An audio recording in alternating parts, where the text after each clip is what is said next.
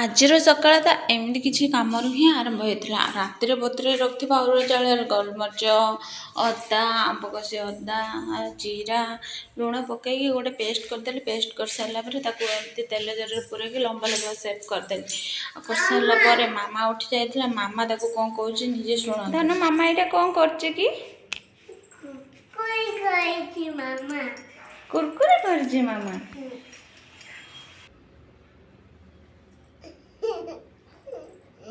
ଛାତ ଉପରୁ ଶୁଖେଇକି ଆସିଲା ପରେ ଟିକେ ଚୁଡ଼ା ଉପମା କରିଦେଇଥିଲେ। ଆଉ ଖୁସି ମନରେ ବାପ ଝିଅ 2 ଜଣ ଖାଇ ଦେଇଥିଲେ। ଆଉ ମୋର କାମ ସରିଲା ପରେ ପୁଣି ଟିକେ ଛାତ ଉପରକୁ ଯାଇଥିଲେ। ୟାକୁ ଲେଉଟା ଫୁଟା କଲି। ଆଉ ମାମା ମୋତେ ଟିକେ ହେଲ୍ପ କରିଦେଇଥିଲା। ଆଉ ଗ୍ୟାସ୍ ସରିଯାଇଥିବା ଯୋଗୁଁ ବୁଟ ଡାଲିରେ ସବୁ ପ୍ରକାର ପରିବା ପକେଇକି ଗୋଟେ ହିଁ ମିକ୍ସ ତରକାରୀ କରିଦେଇଥିଲି।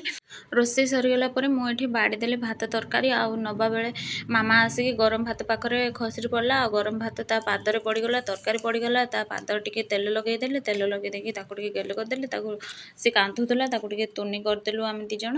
ଆଉ ତୁନି ହେଇସାରିଲା ପରେ ଖାଇବାକୁ ଗଲୁ।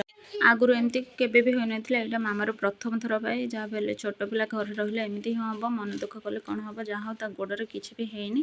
ଆଉ ଆଜିର ଖାଇବାରେ ହେଇଥିଲା ମିକ୍ସ ତରକାରୀ, ଭାତ, ଆଉ କାକୁଡ଼ି ସାଲାଡ଼, ଆଉ ସେ ଚାଉଳ କୁରକୁରି ଆଣିକି ଟିକେ ତେଲ ଅଳ୍ପ ଟିକେ ତେଲରେ ଭାଜି ଦେଇଥିଲି।